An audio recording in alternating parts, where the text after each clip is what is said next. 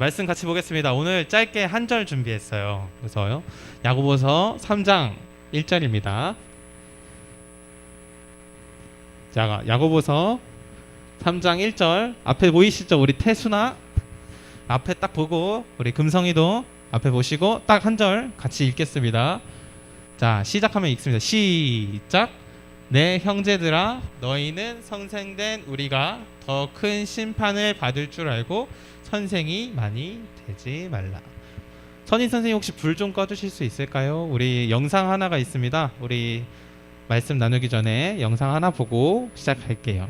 저는 이제 스승이라는 게 뭐 대단한 거라는 생각은 안 하고, 제가 학생들한테 늘 얘기하는, 자, 앞에 나오신 분은 그 교수님이세요. 어떤 교수님이시냐면 대학교 교수님이신데 어느 대학교인지 맞춰볼 수 있을까요, 여러분? 다음으로 찔러보세요. 서울대 아닙니다. 연세대 아니고요. 네, 고려대도 아닙니다. 자, 이번에 그럼 전공을 말씀드릴게요. 한문 전공이십니다. 네, 국민대 아니고요. 세종대 아닙니다. 네? 성균관대학교 정답입니다. 우리 박수로. 네, 선물은 따로 없어요. 네. 한문 교육과로 재직하고 계시는 우리 그 이름이 뭐라고 되셨죠? 이명학 교수님이세요. 그래서 교수님, 제가 이번에 스승의 날 앞두고 여러 영상 찾아보다가 이 영상이 되게 마음에 와닿았는데요. 여기에서 아까 사자성어 2개 나왔어요. 혹시 기억하시는 분? 야고보서. 오늘 말씀이 야고보서죠. 너무 더 중요한 건데 사자성어로 하기인사, 행위세범. 박수로 우리. 네, 이번에도 선물은 없습니다. 네. 하기인사, 행위세범. 이제 이게 지식뿐만 아니라 그에 합당한 삶까지도 살아야 하는 이제 교사에게 있어서 지켜야 될 약간 덕목이라고 얘기를 했는데요. 자, 오늘 말씀을 보면은 이 선생님에 대해서 약간 얘기해주는 내용이 나옵니다. 아까 1절 한 번만 더 띄워주시겠어요? 자, 우리 야고보서 3장 아까 사자성어 야고보서 3장 1절. 내 형제들아, 너희는 선생된 우리가 더 심판을 받을 줄 알고 선생이 많이 되지 말라 라고 얘기합니다. 되라고 하나요? 아니요, 하지 말라고 얘기합니다. 선생 되지 말라 라고 권면을 하고 있는데, 이 이야기를 하게 된 배경 이야기를 잠깐 해야 될 것 같아요. 이 서신을 기록하신 분이 누구냐면 야고보입니다. 아까 야고보서 했는데 그 야고보가 쓴 서신, 편지가 바로 이 야고보입니다. 야고보서입니다. 야고보서가 이제 누구한테 쓰는 편지냐면 이스라엘에는 12개의 지파가 있었어요. 그래서 그 지파 안에 교회들이 많이 세워졌는데 12지파를 향해서 이 야고보 사도가 편지를 쓰게 됩니다. 그러면서 오늘의 이야기를 하게 되는 거예요. 선생이 많이 되지 말라고.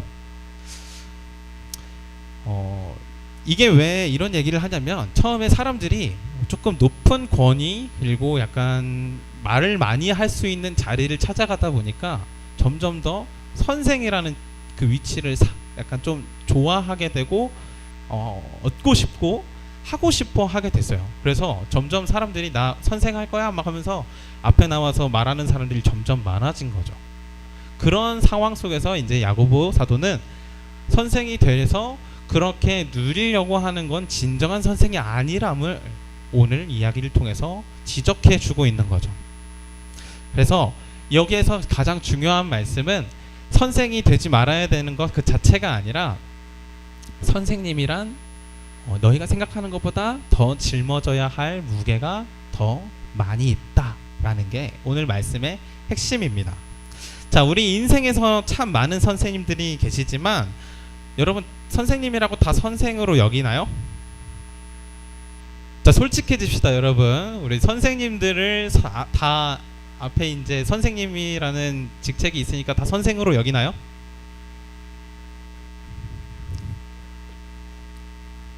네, 오늘 선생님이시니까 선생님은 맞죠. 근데 맞는데 내 마음으로 존경심이 잘 생기지 않는 선생님들도 많이 계세요. 요새 그거 있죠. 학교 체벌 없죠. 있어요? 어떻게 무슨 체벌 하나요? 벌점. 약간 점수로 되게 약간 가혹하게 딱 하죠. 저희는 맞았습니다. 저까지도 맞았어요. 어떻게 맞았냐면 제가 맞은 건 아니고 제 친구가 맞았는데 저도 한번 맞았네요. 어떻게 맞았냐면 여러분 체육 시간에 체육복 입고 혹시 겨울철에 주머니에 손 넣은 적 있어요? 없어요? 자, 바른 친구예요. 이렇게 나가서 주머니에 손 넣고 이렇게 제가 이렇게 갔어요. 이렇게 체육 시간에 너무 추워서 겨울에 체육복밖에 못 입으니까 너무 추워서 그러고 있을 수 있잖아요, 여러분. 그쵸? 아닌가요? 제가 그때 뒤에서 누가 진짜 제 머리를 막 이렇게 때리는 거예요. 이거를 되게 머리 삥 돌 정도로 엄청 세게 딱 맞았는데 그때는 되게 서럽더라고. 그게 주머니에 그 손 넣은 게 하나가 뭐라고. 근데 그때 선생님이 뭐라고 했냐면 주머니에 손 넣어다가 넘어지면은 크게 다친다고 그 머리를 때리셨는데, 제가 생각했을 때는 그 머리 때리신 게 더 크게 다치지 않았을까. 아무튼 그 약간 그 어린 나이에 그때 좀 존경심이 많이 사라졌던 기억이 있어요. 요새는 뭐 체벌 같은 거 많이 없어지기는 했는데 그래서 선생님이라고 해서 다 우리가 선생으로 인정해드리고 존경해드리지는 않는 것 같습니다. 그런데 우리가 존경하고 사랑하고 약간 우리가 우러러보는 선생님이 계시다면 그 공통점이 있는 것 같아요. 그 공통점이 뭐냐면 어깨가 무겁다입니다. 선생님들의 어깨가 진짜 막 축 처져 있는 이런 어깨가 약간 내려가신 선생님들이 아니라 짊어지시고 책임지시는 것들이 많은 경우에 선생님들의 어깨가 무겁다고 얘기를 하죠.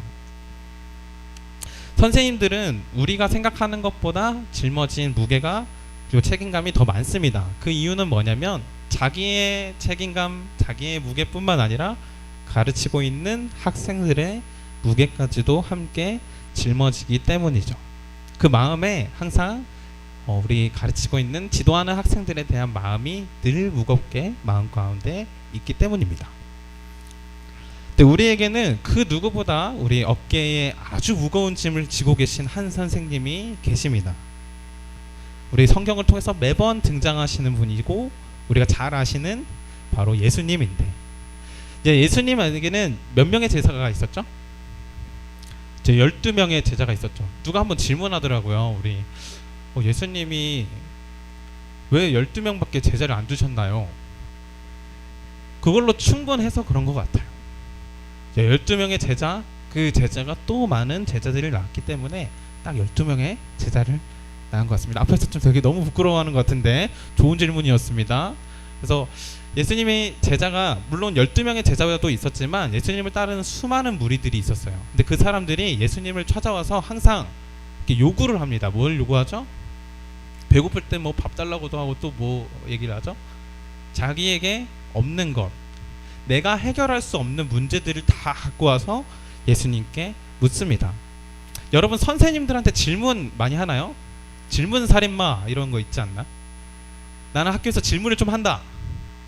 난 질문은 전혀 안 한다. 수진이 당당하게 들어줬어요. 질문을 전혀 안 하는구나. 질문을 많이 하는 친구, 막 종 쳤는데 질문하는 친구 딱 있으면 어때요? 가끔 믿긴 하죠. 근데 그 친구가 왜 그렇게 선생님께 질문할까요? 뭐 이쁨 받기 위해서도 있지만 문제가 안 풀리니까, 내 힘으로 해결이 안 될 때 우리는 선생님들을 찾아갑니다. 그래서 이스라엘 백성들, 그 당시에 있었던 사람들도 예수님께 자기의 문제가 해결이 되지 않으니까 찾아가서 물어봅니다. 그리고 많은 문제들이 있었는데 그 중에서 사람들이 절대 해결할 수 없었던 가장 근원적인 문제는 뭐였을까요? 바로 영생에 대한 문제였습니다. 하나님과 영원히 사는 것, 내가 너무 누리고 싶은데 도저히 방법이 없어. 그래서 예수님께 어떻게 하면 좋을까요? 선생님 하면서 물어보러 오는 겁니다. 책임은 지기 싫고 답은 모르겠고, 그래서 예수님이 이제 그 사람들에게 매번 이렇게 답을 얘기해 줍니다. 내가 너희에게 길이고 내가 너희에게 진리가 된다 하면서 예수님께서 그 모든 것들을 짊어지시죠. 근데 단순히 그 답을 주시고 해결책을 주시는 것뿐만 아니라 실제로 사람들에게 영생의 문제, 그리고 그 영생과 관련된 죄의 문제를 해결해 주십니다. 아까 우리 학위 인사 뭐였죠? 행위, 세범. 예수님께서 말씀으로 가르치실 뿐만 아니라 자신의 삶을 통해서 모든 그 짐을 짊어지시는 모습을 보여주세요. 선생님들이 짊어지신 그 책임감, 그 이상으로 가장 무거운 짐, 예수님은 우리의 죄의 짐을 짊어지십니다. 난해하고 책임지기 힘든 일들, 그것들을 가져온 그 사람들에게 예수님은 너의 죄의 짐까지도 짊어주는 사람이 바로 나야. 내가 너희의 선생이 되어줄게.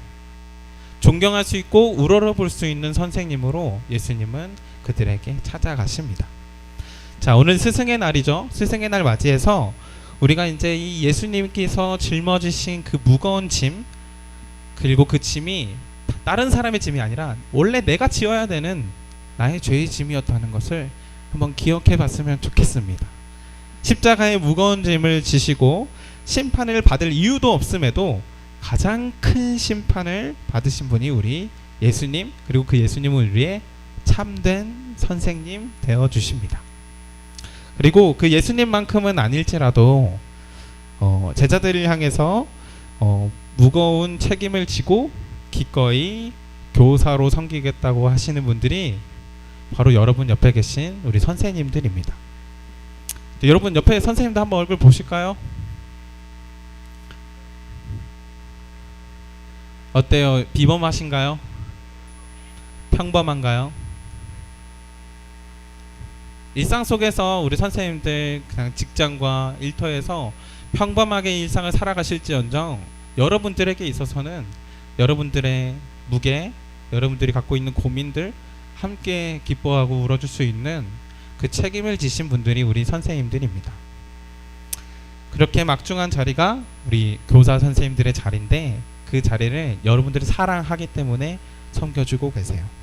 마치 예수님께서 우리를 사랑하시기 때문에 죄의 짐까지 지어주신 것처럼 말입니다. 그래서 우리 선생님들에게 오늘은 좀 감사한 마음을 담아서 하루 동안 좀 감사를 좀 표현했으면 좋겠는데 여러분들의 방법대로 잘 지켜주시면 좋겠고요. 이 마음만 가지고 있으면 잘 몰라요. 그래서 오늘 끝나고 돌아가시기 전까지 선생님들한테 조금이라도 사랑한다, 조금 오그라들면 선생님 고맙습니다 정도라도 이렇게 표현을 해주면 참 좋겠습니다.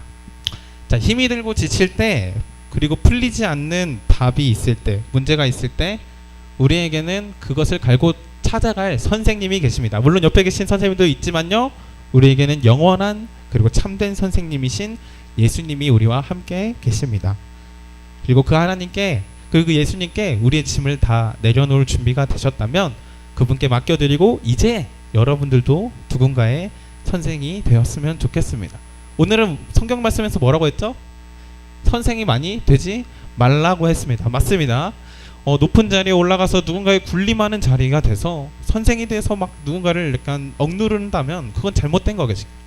하지만 본래 선생에 있는 그 의미와 그 자리에서 지어질 그 책임을 다 지게 된다면 여러분들은 누군가에게 참된 선생이 될 수 있을 줄 믿습니다. 우리 참된 선생님 예수님을 기억하고 우리 여기에서도 함께 해주시는 우리 선생님들도 기억하고 훗날 누군가의 선생이 될 수 있는 여러분들을 소망하면서 오늘의 말씀 기억하길 소망합니다. 함께 기도하겠습니다. 하나님 아버지, 오늘 스승의 주일을 맞이해서 우리의 영원한 선생님 되시는 예수님을 생각하게 하시니 감사합니다. 그리고 우리가 힘들고 지칠 때 언제나 우리에게 와서 우리의 짐을 내려놓을 수 있도록 하시는 그 예수님을 기억하게 하시고 그분께 늘 찾아갈 수 있는 마음을 우리에게 허락하여 주시옵소서. 오늘도 우리에게 참된 선생님 되시는 예수님의 이름으로 기도합니다. 아멘.